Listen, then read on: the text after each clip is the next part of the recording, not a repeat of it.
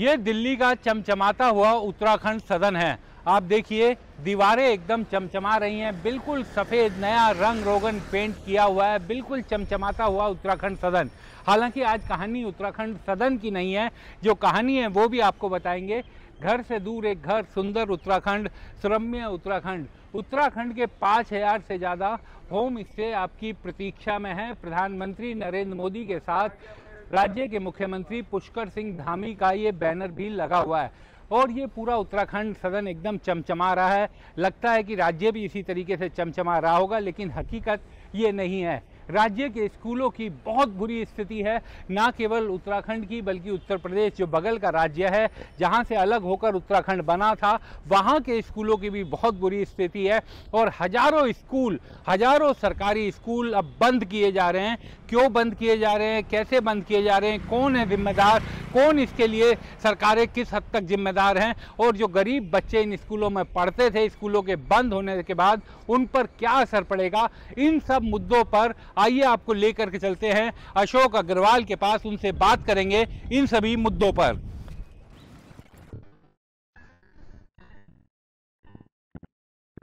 पिछले कुछ दिनों से खबर आ रही है कि उत्तर प्रदेश में सरकारी स्कूलों की संख्या कम होने जा रही है और बड़ी संख्या में कम होने जा रही है, क्योंकि जहां पर स्कूलों में कम बच्चे हैं उनमें स्कूलों का विलय किया जा रहा है और जो स्कूल बचेंगे उनको बंद कर दिया जाएगा। ये बड़े पैमाने पर किया जा रहा है और जाहिर बात है इसकी सबसे बड़ी मार गरीब बच्चों पर पड़ेगी। इस मामले में बात करने के लिए हमारे साथ मौजूद हैं एडवोकेट अशोक अग्रवाल, जिनकी पहचान शिक्षा के क्षेत्र में कानूनी और व्यक्तिगत अधिकारों की लड़ाई लड़ने वाले व्यक्ति की भी है। अशोक जी, ये किस तरह की खबर है, क्यों ये स्कूल इतनी बड़ी संख्या में उत्तर प्रदेश में बंद किए जा रहे हैं? देखिए, ये जो है ना, ये एक तरीके से पूरा डिज़ाइंड है, डेलिब्रेट डिज़ाइंड है। बहुत सालों से हम देख रहे हैं कि गवर्नमेंट सिस्टम को, गवर्नमेंट स्कूल सिस्टम को सिर्फ यूपी में ही नहीं, पूरे देश में धीरे धीरे जो है ना ख़त्म किया जा रहा है। और उसका एक एग्जाम्पल तो आप बता ही रहे हैं, यूपी के अंदर जो है अभी 5000 स्कूल कह रहे हैं हम बंद कर देंगे। तो पूरे देश में ये प्रॉब्लम है। उत्तराखंड में मैंने देखा था उनकी डेटा को, तो 2015 के अंदर 22 लाख बच्चे पढ़ते थे उत्तराखंड के अंदर। 2019 में सिर्फ 10 लाख रह गए सरकारी स्कूलों के अंदर, उत्तराखंड के अंदर। और अब आप समझ लो कि 2019 के अंदर अगर 10 लाख ही रह गए, तो आज जो है मुझे लग रहा है कि 80% ज़्यादा स्कूल ऑलरेडी बंद हो गए हैं। तो कोई इस बारे में कोई चर्चा नहीं है, कोई चिंता नहीं है किसी को। और सवाल सबसे इम्पोर्टेंट ये है कि अगर गवर्नमेंट स्कूल नहीं रहेंगे हैं, तो ये जो आम आदमी का बच्चा है, जो मासिस का बच्चा है, जो मजदूर का बच्चा है, जो गरीब का बच्चा है, वो कहाँ जाएगा है? और दूसरा सवाल ये है कि अगर आप स्कूलों को अट्रैक्टिव नहीं बनाएंगे, गवर्नमेंट स्कूलों को, तो जो बच्चे हैं स्कूल में आते हैं वो भी नहीं आएंगे। अभी आप देखो ना, मैं तो पूरे देश के अंदर घूमता हूँ, ये हालत है कि सरकारी स्कूलों में जितनी एनरोलमेंट है, मेरे ख्याल से 22 करोड़ या 24 करोड़ के करीब एनरोलमेंट है बच्चों की, उसमें से 50% स्कूल आते ही नहीं है। ये ऑल इंडिया एवरेज है। और अगर हम दिल्ली की बात करें तो एडमिटेडली जो बच्चे एनरोल्ड हैं एमसीडी स्कूल में या दिल्ली गवर्नमेंट के, तो 30% बच्चे आते ही नहीं है स्कूल के अंदर। तो वो जो बच्चे हैं वो तो ऑलरेडी आउट ऑफ स्कूल हो गए। और जो बच्चे स्कूल के अंदर हैं, स्कूल इतना अट्रैक्टिव नहीं है, उनको अच्छी एजुकेशन नहीं दे रहा कि वो भी कब ड्रॉप हो जाए। तो ये जो एक फिनोमिना चल रहा है सरकारी स्कूल का, कि आप अट्रैक्टिव नहीं हैं, आपके यहाँ स्कूल में कोई पढ़ाई नाम की चीज़ें नहीं हो रही हैं, इसीलिए मजबूरन लोग अक्सर बात करते हैं प्रेस्टीज की, कि साहब जो पैसे वाले लोग हैं वो प्राइवेट स्कूल में इसलिए भेजते हैं कि उनका स्टेटस इशू है। मैं आपको बताऊँ, बिल्कुल नहीं है, कोई स्टेटस इशू नहीं है। कोई पेरेंट, चाहे वो गरीब है, चाहे अमीर है, और चाहे पढ़ा लिखा है, चाहे अनपढ़ है, हर एक पेरेंट ये समझता है, जानता है कि मेरे बच्चे को अच्छी एजुकेशन कहाँ मिल सकती है। अगर सरकार अपने सरकारी स्कूलों के अंदर अच्छी एजुकेशन दें, तो कोई वजह नहीं है कि जो भी पेरेंट्स हैं जो अपने बच्चों को प्राइवेट स्कूल में जाने की बात करते हैं, वो प्राइवेट स्कूल में भेजें।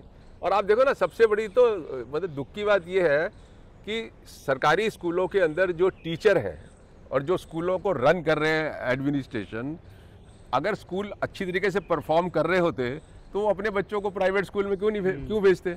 वहाँ का जो पियोन भी है ना सरकारी स्कूल का, वो अभी अपने बच्चे को प्राइवेट स्कूल में भेजता है।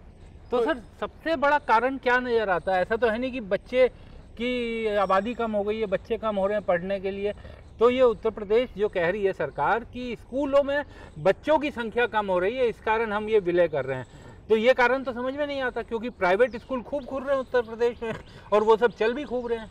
नहीं, मैंने बहुत सारे प्राइवेट ये जो गवर्नमेंट स्कूल्स हैं, यूपी के भी बहुत सारे गवर्नमेंट स्कूल्स को देखा है मैंने, और उनकी जो हालत है ना, आप देखिए, मैं आपको बताऊं, मैं स्कूल में गया, जैसे 8 बजे का टाइम है, मैं 8 बजे खड़ा हुआ हूँ, तो 9 बजे तक तो टीचर ही नहीं आ रहा, बच्चे आके बाहर खड़े हुए हैं, गेट बंद है, ये हालत है। और फिर अंदर बैठने की जगह नहीं है, ज़मीन पे बैठे हुए हैं, टॉयलेट ब्लॉक काम नहीं कर रहा है, आधे टीचर गुम हैं।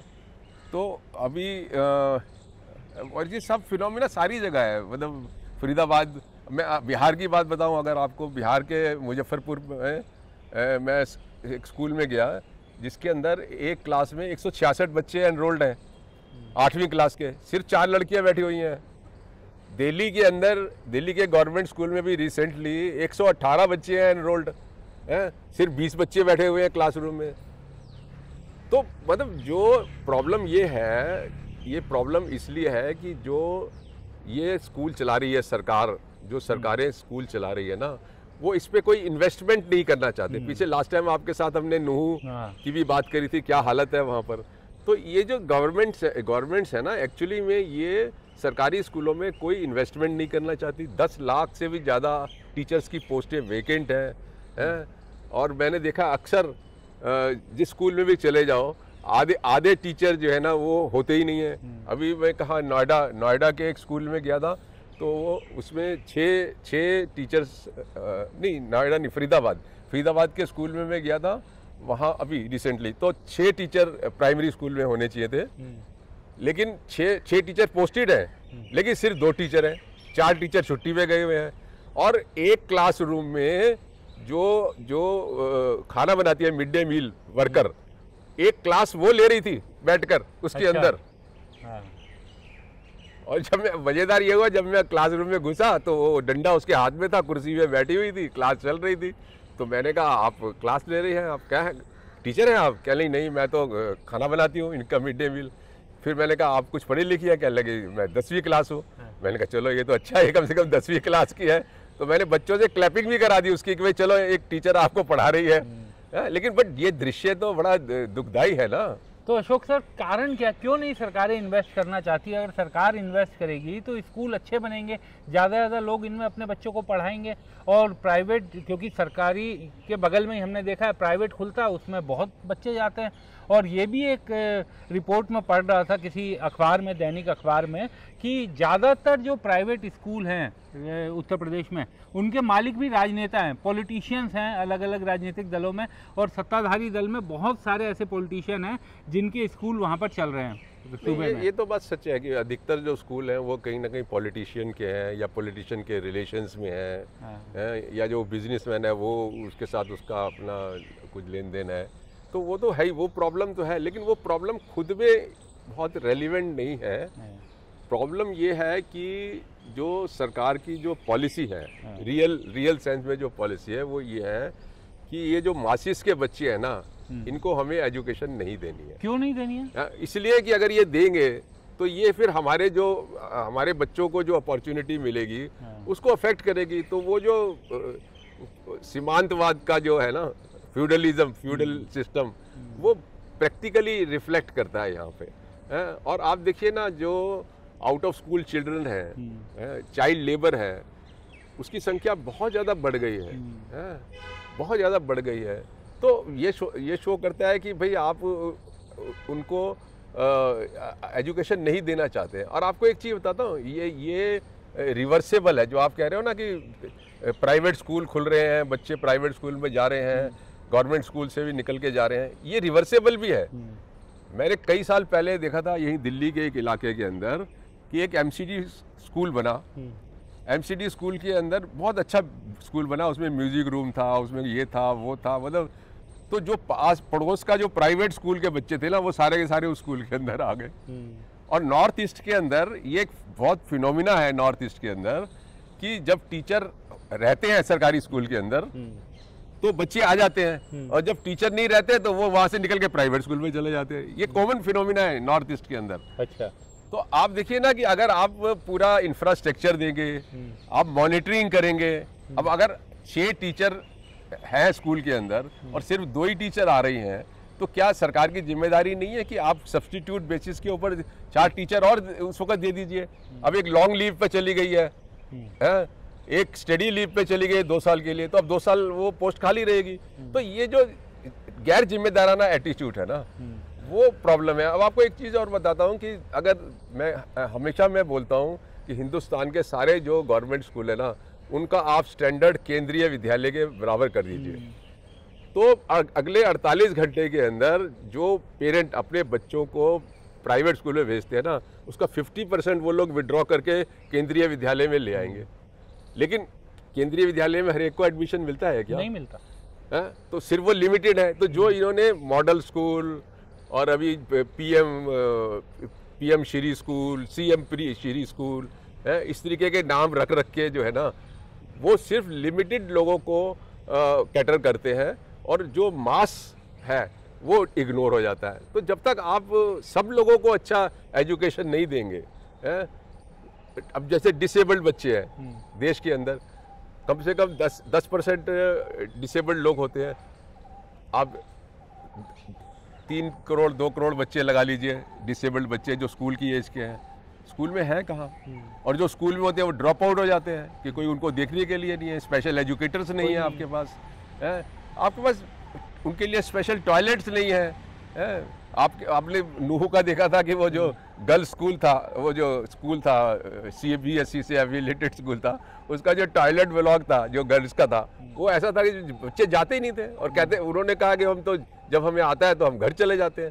तो अगर आप इस तरीके की बैड कंडीशंस रखेंगे, इंफ्रास्ट्रक्चर नहीं देंगे, प्रॉपर टीचर्स नहीं देंगे और टीचर्स के ऊपर मॉनिटरिंग नहीं करेंगे, कोई टीचर सिर्फ टीचर का रहना जरूरी नहीं है, टीचर एक तो कॉम्पिटेंट होने चाहिए। मुझे लगता है आज देश में सरकारी स्कूलों के अंदर, जबकि प्राइवेट स्कूल के कंपैरिजन में क्वालिफाइड टीचर्स हैं, लेकिन मुझे लगता है कि उसमें से कम 50% गवर्नमेंट स्कूलों में ऐसे टीचर हैं जो फिट ही नहीं है टीचर के लिए, लेकिन चले जा रहे हैं। तो आप उनको हटाइए या उनको इम्प्रूव करिए, टीचर स्ट्रेंथ प्रॉपर दीजिए, कोई मॉनिटरिंग होना चाहिए कि स्कूल में पढ़ाई हो रही है। अगर आप सब कुछ करेंगे तो स्कूल अट्रैक्टिव अगर होगा तो कोई वजह नहीं है कि जो बच्चे पढ़ रहे हैं आते हैं वो पढ़ेंगे और जो नहीं आ रहे वो भी आएंगे, और जो लाखों करोड़ों बच्चे जो स्कूल के सिस्टम से बाहर हैं वो भी अट्रैक्ट होंगे। लेकिन जब स्कूल में आके वो देखता है कि टॉयलेट भी अवेलेबल नहीं है, पानी भी अवेलेबल नहीं है, नीचे मिट्टी में बैठा हुआ मैं पढ़ रहा हूँ, दरी फटी हुई है, टीचर नहीं है, सारा दिन क्लास में बच्चे बैठे रहते हैं क्योंकि टीचर नहीं आया, तो सारा दिन बैठे रहते हैं बगैर टीचर के ही। अशोक सर, आपने भी बोला और मैंने भी ये खूब महसूस किया है कि अगर अच्छे स्कूल मिलें, क्योंकि सरकार ये कहती है कि सरकारी स्कूलों में माँ बाप पेरेंट्स भेजते नहीं है बच्चों को, हर आदमी भेजना चाहेगा। बहुत से मेरे रिश्तेदार, करीबी रिश्तेदार भी US में सेटल्ड हैं, उनके सबके बच्चे वहाँ पर पब्लिक स्कूल पे, सरकारी स्कूलों में जो सरकार ने बनाए हुए हैं, और सबके घरों के बहुत कम रेडियस के अंदर स्कूल हैं, वहीं पर वो लोग पढ़ाते हैं। तो यानी अच्छे स्कूल मिलें तो यहाँ भी हर मिडिल क्लास या अपर मिडिल क्लास भी वो भेजना चाहेगा अपने बच्चों को सरकारी स्कूलों में। तो क्या बड़ा कारण सीधा सीधा लगता है सर आपको कि सरकारें कर नहीं पा रही या सरकारें करना नहीं चाहती? नहीं, सरकार करना ही नहीं चाहती है। अगर ये करना चाहे, देखो ये सरकार जो सरकार है ना, और जो ब्यूरोक्रेसी होती है, जब ये कुछ करने पे आती है ना तो ये कुछ भी कर सकती है, कोई वंडर कर सकती है। आपको पता है एशियाड के टाइम यहाँ हमारे इधर एक पुल बनाना था, पुल गिर गया था, वो फुटवियर वाला, और एशियन गेम शुरू होने वाले थे, तो इन्होंने आर्मी लगा दी फुटवियर बनाने के लिए, और उन्होंने 48 घंटे के अंदर रातों रात बना दिया, यहाँ पे बना दिया।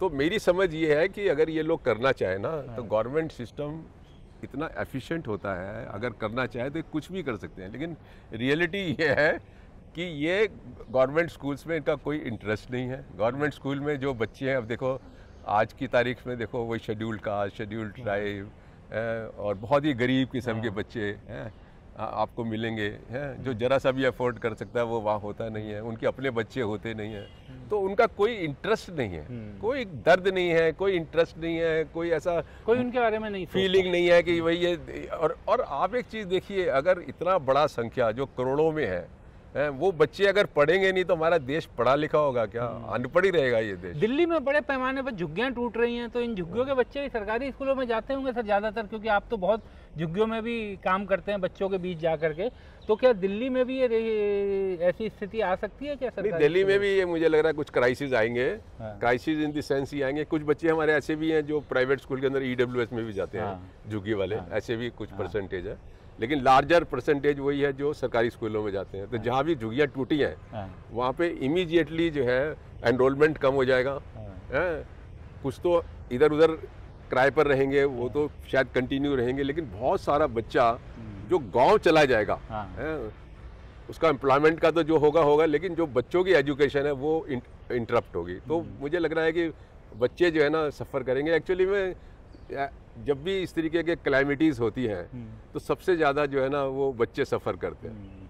एक बस अंतिम सवाल चलते चलते पूछूंगा सर, देश के गृह मंत्री अमित शाह ने कल बोला कि ऐसा दिन देश देखेगा जब अंग्रेजी बोलने वालों को शर्म आएगी, तो इस बयान को किस तरह से देखा जाए? क्योंकि हम तो सब एज ए पेरेंट्स तो ये चाहते हैं कि हमारे बच्चे अंग्रेजी सीखें, क्योंकि बिना अंग्रेजी के गुजारा तो है नहीं। हाँ, बहुत सारे पेरेंट्स जो है अपने बच्चों को, इवन गवर्नमेंट स्कूल में भी जहाँ इंग्लिश मीडियम का पार्ट बनाया है उन्होंने, कुछ पार्ट वहाँ वो इंग्लिश में ही करते हैं। तो मेजॉरिटी मतलब जो पेरेंट्स का एक जनरल समझ ही है, और सही भी है, मतलब दे आर, मतलब उनकी परसेप्शन गलत नहीं है कि अगर हमारा बच्चा इंग्लिश नहीं बोल पाएगा या इंग्लिश नहीं पढ़ पाएगा तो उसका फ्यूचर कुछ नहीं है। और सही भी है। देखिए ना, आज हमारे हाई कोर्ट्स के अंदर देखिए जो लैंग्वेज है कोर्ट की या सुप्रीम कोर्ट की लैंग्वेज है वो इंग्लिश है। और यहाँ दिल्ली हाई कोर्ट में हमने देखा कि कोई व्यक्ति अगर हिंदी में बोल रहा है तो जज साहब ने उससे कहा कि what is the language of the court, उसने कहा साहब इंग्लिश। तो कहने लगे नहीं, I will not allow you to speak in Hindi, sit down. उसको इंग्लिश में आर्गूमेंट नहीं करने दिया। तो इंग्लिश के बगैर, इंग्लिश एक्चुअली में रूलिंग पार्टी की, रूलिंग क्लास की लैंग्वेज है, और रूलिंग क्लास की लैंग्वेज होने के नाते वो दूसरी भाषाओं के ऊपर राज करती है। तो अगर लोग उस भाषा को, इंग्लिश भाषा को नहीं समझेंगे और उसके अंदर कम्पीट नहीं करेंगे तो आप इस समाज में, और ये सिर्फ अपने देश के लिए नहीं सर, विदेश में भी अगर आप कहीं भी जा रहे हैं तो अंग्रेजी तो माना जाता है कि आपको आनी ही चाहिए। हाँ, ऑलमोस्ट इंटरनेशनल लैंग्वेज है। मतलब आज आप उस लैंग्वेज को छोड़ के चल नहीं सकते। और फिर आप देखिए ना, ये तो नहीं कर सकते ना कि एक सेक्शन के लिए तो आप कहेंगे आप अंग्रेजी पढ़ेंगे, और दूसरे सेक्शन के लिए कहेंगे कि आप अंग्रेजी नहीं पढ़ेंगे। तो आप तो भाषाओं को लेके ही डिस्क्रिमिनेशन कर रहे हैं, और फिर उसका असर जो है उनकी आर्थिक और दूसरे सोशल एस्पेक्ट पे पड़ेगा। चलिए अशोक सर, बहुत बहुत शुक्रिया। उम्मीद की जानी चाहिए और ये कि कभी तो सरकारों को सद्बुद्धि आएगी और सरकारी स्कूलों में पढ़ने वाले गरीब बच्चों को उनका अधिकार मिल सकेगा। हमारे चैनल को कृपया लाइक करें, सब्सक्राइब करें और अपने साथियों से भी जरूर करवाएं। शुक्रिया।